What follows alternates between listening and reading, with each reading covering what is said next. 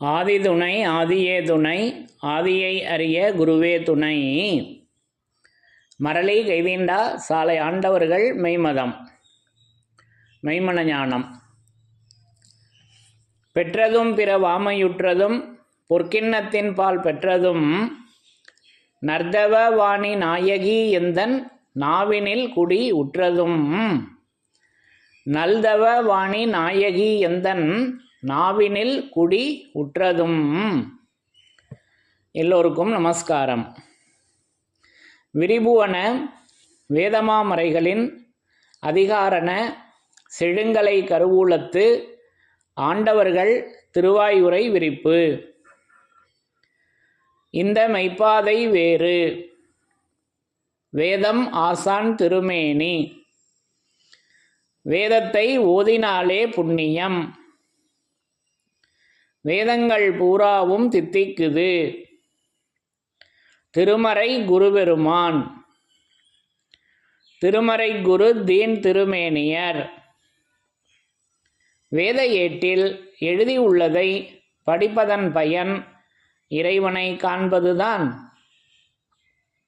தலைவன் தன்னை அறிந்தவனே குலத்தோன் என்று திருவேதம் உமக்கு உரைக்கச் சொன்னது எம்மை என்ற நமது பெருமான் அவர்களின் உத்தரவின்படி நமது பெருமான் அவர்களின் திருவடி பொற்பாதம் செந்தாமரை மலர்பாதம் திருமறை பாதம் வணங்கி தொழுது அவர்கள் இறக்கிய அந்த திருவேதத்திலிருந்து யமனை வென்ற திருமறையின் சிறப்புகள் என்ற தலைப்புல வேத வாக்கியங்களை ஒவ்வொன்றாக படித்து தரிசனம் செய்து வருகிறோம்.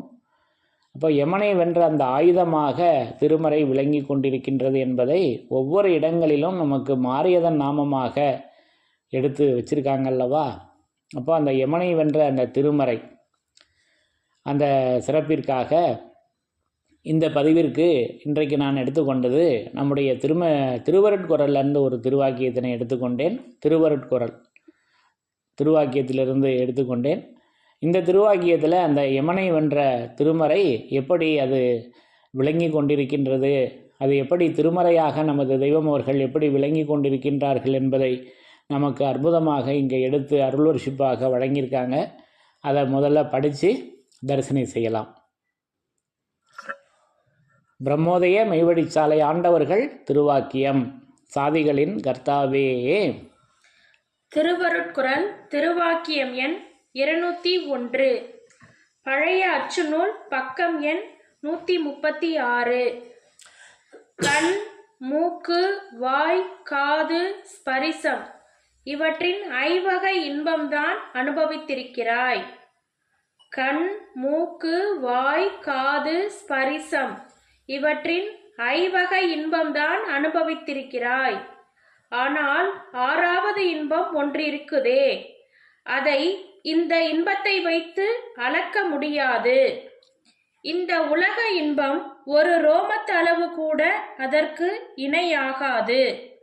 நீ அனுபவிக்கும் இன்பத்தை சுருக்கமாக சொல்லுமிடத்து அதுதான் சாவு. அதை கண்டு அஞ்சி நடுங்கும் பேடிகளே மக்கள். சாவு என்று சொல்லை சொன்னாலே உனது உடல் மனம் அறிவு ஜீவன் அனந்தமும் நடுங்கும். சாவு என்ற சொல்லை சொன்னாலே உனது உடல் மனம் அறிவு ஜீவன் அனந்தமும் நடுங்கும். ஏனென்றால் அந்த எல்லையில் இன்பம் அனுபவிக்க தெரியாது. நிஜமான பெண்ணிருக்க அவளை புறக்கணித்துவிட்டு போட்டோவை வைத்து கொஞ்சம் வீணர்களாயிருக்கும் வரை இதை அனுபவிக்க எப்படி தெரியும்? அந்த எல்லையில் நின்று ஒரு வினாடி நேரம் அவர்கள் அனுபவிக்கும் இன்பத்தை இந்த அழிவுலகத்தில் கோடானு கோடி காலம் இருந்து இந்த அழிவுலகத்தில் கோடானு கோடி காலம் இருந்து அனுபவிக்க ஒருவர் வரப்பிரசாதம் பெற்றிருந்தாலும் அந்த பேரின்பத்தில் ஒரு திணை அளவு கூட அனுபவிக்க முடியாது. எமக்கு அது உடலாதிய ரோமகாலாதிய அணுக்கோடிகளாதிய அவ்வளவிலும் நிறைந்து வலிமை பெற்றிருக்கிறது. அந்த எல்லை யமன் சரணாகதி அடைகிற எல்லையாக இருக்கிறது என்று நமது குலதெய்வம் பிரம்மோதய மெய்வழிச்சாலை ஆண்டவர்கள் திருவாய் மலர்ந்து அருளி உள்ளார்கள். சாதிகளின் கர்த்தாவே. அப்போ இந்த திருவாக்கியத்தில் இன்பம், இன்பம், பேரின்பம், சாவுடைய எல்லை, இன்பம் நல்லா விரிவாக எடுத்து பேசி வர்றாங்க அல்லவா. நமக்கு வந்து ஐவகை இன்பம் தான் தெரியும். இந்த உலக மக்களாகிய நமக்கு கண், காது, மூக்கு, வாய், ஸ்பரிசம் இதில் அனுபவிக்கிற அந்த ஐவகை இன்பம் தான் தெரியும். ஆறாவது அந்த இன்பம் இருக்கு அல்லவா, அதை தான் இங்கே பேசி வர்றாங்க. அதை இன்பம், அந்த இன்பத்தை அல்லவா அனுபவிக்கணும். அந்த இன்பத்தை தெய்வம் அவர்கள் அதை வச்சிருக்காங்க, அவர்களிடம் இருக்கிறது. அவர்கள் தயவு வேணும், அவர்களுடைய இரக்கம் வேணும், அவர்களுடைய பேரிரக்கம் வேணும், அவர்களுடைய கருணை வேணும். அந்த இன்பத்தை நம்ம அனுபவிக்க நம்மளால் தனியாக நம்ம அனுபவிக்க முடியாது. அதை தான் இப்போ எடுத்து பேசி வர்றாங்க. படிங்க. கண், மூக்கு, வாய், காது, ஸ்பரிசம் இவற்றின் ஐவகை இன்பம் தான் அனுபவித்திருக்கிறாய். இந்த ஐவகை இன்பம் தான் நமக்கு தெரியும். ஏன்னா சப்தம் ஒரு எல்லை அளவு தான் கேட்கிறது, கண் ஒரு எல்லை அளவு தான் பார்க்கிறது, மூக்கு ஒரு எல்லை அளவு தான் நுகருகிறது, வாய் ருசித்த அளவுதான், தேகம் ஸ்பரிசித்த அளவுதான். இந்த 5 அறிவுகளுக்குள்ளே பிரட்டி பார்த்தால் என்ன பிரயோஜனம்? இறைவனை எட்ட முடியுமா? எட்டவே முடியாது. ஆனால் அவனை எட்டக்கூடிய வஜ்ர தேகம் உனக்குள்ளே இருக்கிறது என்று இதே திருவருட்குறள் 30வது திருவாக்கியம் எடுத்துரைக்கிறது அல்லவா. அப்போ அதை தான் இங்கே பேசி வர்றாங்க. ஆனால் 6வது இன்பம் ஒன்று இருக்குதே. 6வது இன்பம் ஒன்று இருக்குதே, அதுதான் 6வது அறிவு.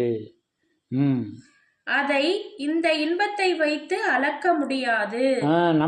நம்ம அனுபவிச்ச அந்த 5 இன்பத்தை வச்சு அதை அளக்க முடியுமா? அதோட கம்பேர் பண்ண முடியுமா? ஒப்பிட்டு பார்க்க முடியுமான்னா முடியவே முடியாது. அது மலைக்கும் மடுவுக்கும் உள்ள வித்தியாசம். நம்ம அனுபவிச்ச இந்த 5 இன்பங்கள் வந்து மடு. தெய்வம் அவர்களிடம் இருக்கக்கூடிய அந்த 6வது அறிவாகிய இன்பம் அது மலையாக இருக்குது அல்லவா. இதுக்கும் அதுக்கும், இது உதயகிரினா அது அஸ்தகிரியில் இருக்கு அல்லவா. அப்படி இந்த வித்தியாசம் இருக்கு. இந்த உலக இன்பம் ஒரு ரோமத்தளவு கூட அதற்கு இணையாகாது. பார்த்தீங்களா? அப்போ உலக இன்பம், அப்போ நம்ம அனுபவிச்சது இந்த 5 புலன்களில் 5 கருவி குலத்தில் தான் அனுபவிச்சிருக்கோம். அப்போ 6வது இன்பத்தை நம்ம ஆதி மான்மியத்தில் படித்து தரிசனம் செய்திருக்கிறோம் அல்லவா. அது சொல்ல பேரின்பம் கை பற்றவென்று மெய்வழி நூல். அப்போ அது இதயம் செழிக்க வரும் இன்ப வசனங்களாக அது நமக்கு எடுத்து வழங்கியிருக்காங்க அல்லவா. ஆதி மான்மியம் பக்கம் எண் 186. இதயம் செழிக்க வரும் இன்ப வசனங்கள் பூத்து குலுங்கும் பெருங்குடி தம்பிரான் அவர்களுடைய தளிரேறு வாக்கினை கேட்டு வருகின்ற போது, தளிரேறு திருவாக்கினை கேட்டு வருகின்ற போது என்று நம்ம இப்போ சுருக்கமாக எடுத்துக்கிட்டோம். பக்கம் எண் 186 ஆதி மான்மியத்தில் வருதல்லவா. அந்த இன்பம் வந்து நமது தெய்வம் அவர்களிடம் இருக்குது. அன்றைக்கு அவர்கள் தூள திருமேனியில் இருந்தப்போ அந்த இன்பத்தை எடுத்து பொழிந்தார்கள். இன்றைக்கு அந்த இன்பத்தை வேதத்தில் எடுத்து வச்சுட்டாங்க. அந்த வேதத்தை எடுத்து படிக்கிறப்ப, அந்த வேதத்தை படிக்கிறவங்க நம்ம கேட்குறப்ப, ஏன்னா எழுத படிக்க தெரியாதவங்களும் இருக்கலாம் அல்லவா. அப்போ அந்த எழுத படிக்க தெரியாதவங்களுக்கு கேட்டு செவி மூலமாக கேட்கிறப்ப, அதை பற்றி பேசுகிறப்ப அந்த இன்பத்தை நாம் அனுபவிக்கிறோம். இது உணரணும். அப்போ ஒரு பெற்ற சுகத்தை அது உணர்ந்தாதான் தெரியும் அது அல்லவா. அப்போ அது பேசும்பொழுது தான் அந்த சுகம் தெரிகிறது. இது 6வது இன்பம், இது பேரின்பம். இதற்கு பேரு பேரின்பம். இந்த உலக இன்பம் ஒரு ரோமத்தளவு கூட அதற்கு இணையாகாது. நீ அனுபவிக்கும் இன்பத்தை சுருக்கமாக சொல்லுமிடத்து அதுதான் சாவு. அது பாருங்க, முத்திரை கொடுத்துட்டாங்க. நம்ம செஞ்சுக்கிட்டு இருக்க இன்பத்தை வந்து சுருக்கமாக சொல்லுமிடத்து அது வந்து என்னது? சாவு. சாவு. அதை கண்டு அஞ்சி நடுங்கும் பேடிகளே மக்கள். ஆமாம், அங்கே இந்த நடுக்கம் வந்துடுதே. மரணம், சாவு, அடக்கம் அப்படின்னு சொன்னதுமே ஒரு பயம் வந்துடுதே. இது என்ன அசுப வார்த்தை, அபசகுன அசுப வார்த்தை பிரசங்கத்தில் சொல்லி வர்றாங்கல்லவா. அப்போ அந்த பயம் வந்துடுது. ஐயோ, எதிர்மறையாக பேசக்கூடாது, நேர்மறையாகத்தான் பேசணும் அப்படின்னு எல்லாம் நமக்கு பாடம் ஏறுது உலகத்தில். நேர்மறையாக தான் சிந்திக்கணும், நல்லதே தான் நடக்கும்னு நம்பணும், அப்போ தான் நடக்கும். எதிராக நினச்சிக்கிட்டு இருந்தாக்கா அது நெகட்டிவாக தான் போயிடும்லாம் சொல்கிறாங்க. அது என்னுடைய புரிதலில் எனக்கு என்னமோ அப்படின்லாம் இல்லை. எனக்கெல்லாம் எதிர்மறை எண்ணங்கள் ஜாஸ்திங்க. ஆனால் எனக்கு என்னமோ நல்லது தான் நடந்துக்கிட்டு இருக்குது உலகாயுதமாக. அது நல்லது நடந்தாலும் சரி, இல்லை ஏதாவது ஒரு தீங்கு வந்தாலும் சரி, அதற்கும் இதற்கும் சம்மந்தமே இல்லை. இப்போ நமக்கு திடீர்னு ஒரு 1,00,000 ரூபா பணம் இன்றைக்கி தேவைப்படுது. 1,00,000 ரூபா பணம் கிடைக்கும் அப்படின்னு நம்ம நேர்மறையாகவே நினச்சிக்கிட்டு இருந்தால் கிடச்சிருமா? அப்போ அதுக்கு என்ன முயற்சி எடுத்து யார்கிட்ட போய் கடன் கேட்கலாமா, இல்லை இருக்கிற நகையை கொண்டு போய் பேங்கில் வச்சு அடமானம் வச்சு பண்ணலாமா, இல்லை இருக்கிற சொத்தை ஏதாவது விற்கலாமா அப்படின்னு ஏதாவது ஒரு முயற்சி எடுக்கணும். அப்போ தானே அது கிடைக்கும். அப்போது நேர்மறை எண்ணங்கள் அப்படின்னு நம்ம சொல்கிறது என்னமோ எனக்கு உகந்ததா, என்னுடைய வாழ்க்கையில், என்னுடைய அனுபவத்தில், என்னுடைய புரிதலில் அதை நான் ஒத்துக்க மாட்டேன். நான் ஒத்துக்கலை. எதிர்மறை எண்ணங்கள் தான் எனக்கு அதிகம். அப்போ அந்த பயம் உள்ளவங்களுக்கு தான் அந்த எதிர்மறை எண்ணங்கள் வருது என்பதையும் நான் உணர்றேன். சாவு என்ற சொல்லை சொன்னாலே உனது உடல், மனம், அறிவு, ஜீவன் அனந்தமும் நடுங்கும். பார்த்தீங்களா, எல்லாம் நடுங்குது. உடல், மனம், அறிவு, ஜீவன் எல்லாம் நடுங்குது. ஏன்னா அவ்வளவு பயம் ஏறி இருக்குது அந்த சாவு மேலே. அந்த சொல்லுக்கே ஒன்றும் வரல, சொல்லுக்கே. ஏனென்றால் அந்த எல்லையில் இன்பம் அனுபவிக்க தெரியாது. அந்த எல்லையில் ஒரு இன்பத்தை வச்சிருக்காங்கங்க தெய்வம். 2 இருக்குது இதில். இந்த சாவுல 2 விதம் இருக்குது. அப்போது அதனால தான் மரளிகை தீண்டா மெய்மதம் உதயமான திருநாளில் பேசி வர்றாங்க. நித்திய தூளம் எடுக்கும் நேரமாகியதை உலக மக்கள் சாவு என்கிறார்கள். அது நமக்கு நித்திய நெடும் வாழ்வு வரம் பெறும் பொன்னுடல் தோன்றி வரும் பிறப்பிடமாய் இருக்கிறது அப்படின்னு பேசி வர்றாங்க. அப்போ அதையே தான் இங்கே அந்த சாவுடைய எல்லையில் இன்பம் அனுபவிக்க தெரியணுமே. அந்த இன்பம் அனுபவிக்க உனக்கு தெரியாமல் நீ அவல நிலையில் இருக்கிறியேன்னு தெய்வம் நம்மளை பார்த்து எடுத்துரைக்கிறாங்க. இன்னொரு தடவை படிங்க அந்த வரியை. ஏனென்றால் அந்த எல்லையில் இன்பம் அனுபவிக்க தெரியாது. அந்த எல்லையில் இன்பம் அனுபவிக்க தெரியல நமக்கு. அதுதான் நமக்கு சாவு. நம்ம சாவுன்றது நம்ம இந்த அனித்திய தேகத்தில் உள்ள உயிர் பிரிஞ்சிடுறது இருக்குது. அப்போது வான்மதி குரல், இது அவுட் ஆஃப் சிலபஸில் தான் இருக்குது. வாசகம் ஒன்று ஓடி வருது, தெய்வம் அவர்கள் அருள்வர்ஷிப்பு. இதை பற்றி பேசினவர்களெல்லாம் ஜீவ பிரயாணம் ஆனார்கள், இதை பற்றி பேசாதவர்களெல்லாம் சாவு பிரயாணம் ஆனார்கள் அப்படின்னு பேசி வர்றாங்க. இப்போ இதெல்லாம் எதை சொல்லி வர்றாங்க? எந்த சாவை சொல்லி வர்றாங்க? எந்த மரணத்தை சொல்லி வர்றாங்க? விளங்கிக்கணும் அல்லவா? நிஜமான பெண் இருக்க அவளை புறக்கணித்து விட்டு போட்டோவை வைத்து கொஞ்சம் வீணர்களா இருக்கும் வரை இதை அனுபவிக்க எப்படி தெரியும்? தெரியாதே.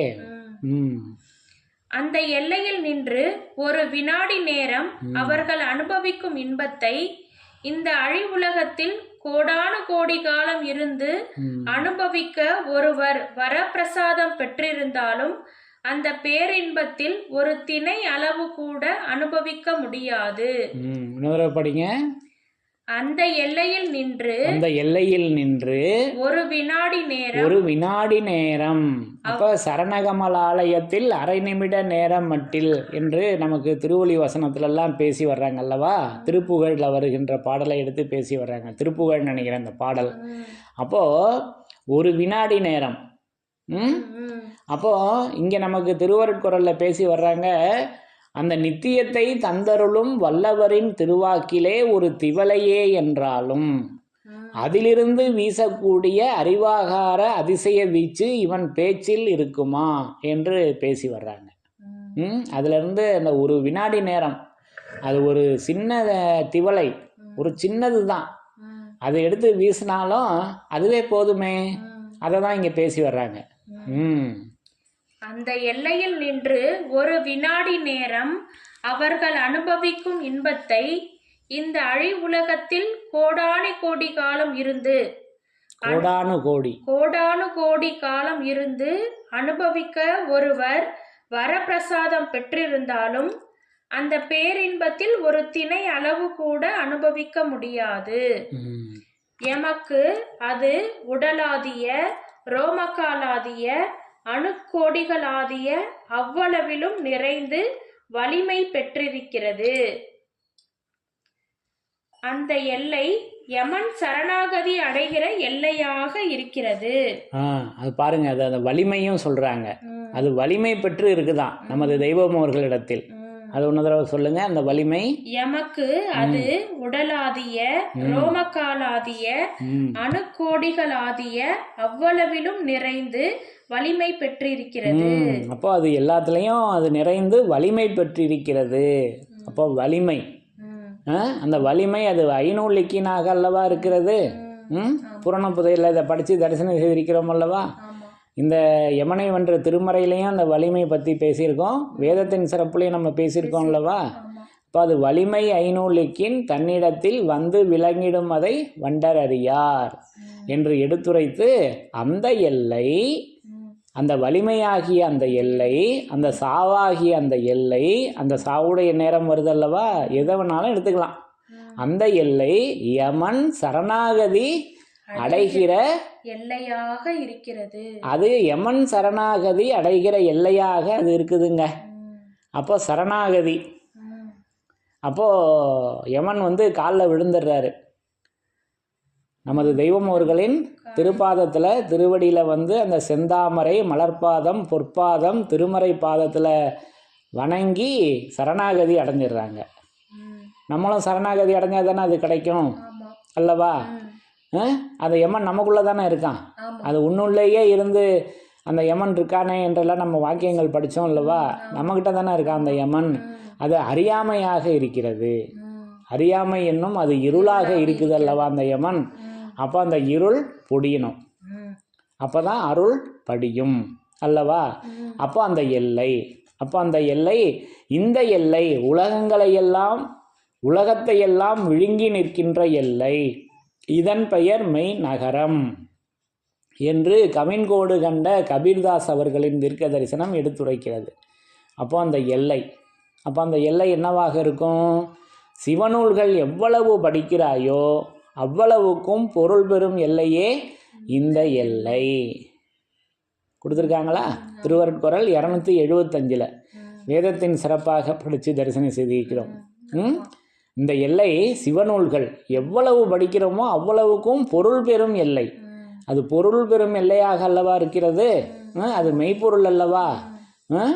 அப்போ அது நமக்கு திருமஞான குறள் 4வது திருவாக்கியத்தில் எடுத்து வழங்குறப்ப 6வது திருவாக்கியம், 6வது திருவாக்கியம் திருவல்லிக்கேணி பிரசங்கத்தில் எடுத்து வழங்குறப்ப, முன் வந்த எல்லா வேதங்களும் ஒரே எல்லையில் ஒன்று கூடி, முன் வந்த எல்லா வேதங்களும் ஒரே எல்லையில் ஒன்று கூடி மெய்வழி என்ற நாமத்தோடு தனித்த ஒரு பரிசுத்த பாதையிலே இதனால் போகுது என்று கொடுக்குறாங்க.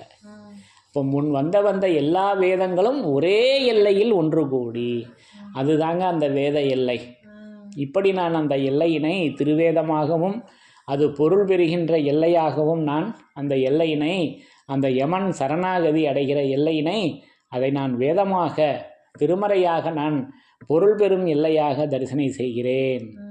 அப்போ அதையல்லவா இங்கே நமக்கு எடுத்து வச்சிருக்காங்க. அப்போ அந்த 6வது இன்பம் அதுதானே பேரின்பம். அந்த பேரின்பத்தை அந்த சாவுடைய நேரத்தில் அனுபவிக்கணுமே. அதற்கு தெய்வம் அவர்களின் தயவாகி அந்த வேதம் வேணுமே. அவர்களுடைய தயவு அல்லவா நமக்கு திருவேதமாக கிடைத்திருக்கிறது, திருமறையாக. இப்படி நான் அந்த யமன் சரணாகதி அடைகிற எல்லையினை இப்படி கை நீட்டி காட்டிய எல்லை. எல்லை நிறையா பேசி வர்றாங்க நம்முடைய வேதமாமறையில். அது கை நீட்டி காட்டிய எல்லை, அது பொருள் பெறும் எல்லை. எவ்வளவு இருக்கு தெரியுமா? ஆக இப்படி அது பொருள் பெறும் எல்லையாக, அது முன் வந்த எல்லா வேதங்களும் ஒரே எல்லையில் ஒன்று கூடி மெய்வழி என்ற நாமத்தோடு தனித்த ஒரு பரிசுத்த பாதையிலே இப்படி எப்பொழுதும் அவர்கள் திருமறை குருபெருமானாக விளங்கி கொண்டிருக்கின்றார்கள் என்பதை நான் இந்த சரணாகதியின் மூலம் நான் இப்படி வேதத்தினிடத்தில், நமது தெய்வத்தினிடத்தில், நமது தெய்வம் அவர்களினிடத்தில், அந்த திருமறையினிடத்தில் சரணாகதி அடைந்து இப்படி நான் அதை விளங்கி கொண்டேன் என்று கூறி யமனை வென்ற திருமறையின் சிறப்புகள் தொடரும். தலைவன் தன்னை அறிந்தவனே குலத்தோன் என்று திருவேதம் உமக்கு உரைக்கச் சொன்னது எம்மை. யமனை வென்ற திருமறையின் சிறப்புகள் தொடரும். எல்லோருக்கும் நமஸ்காரம்.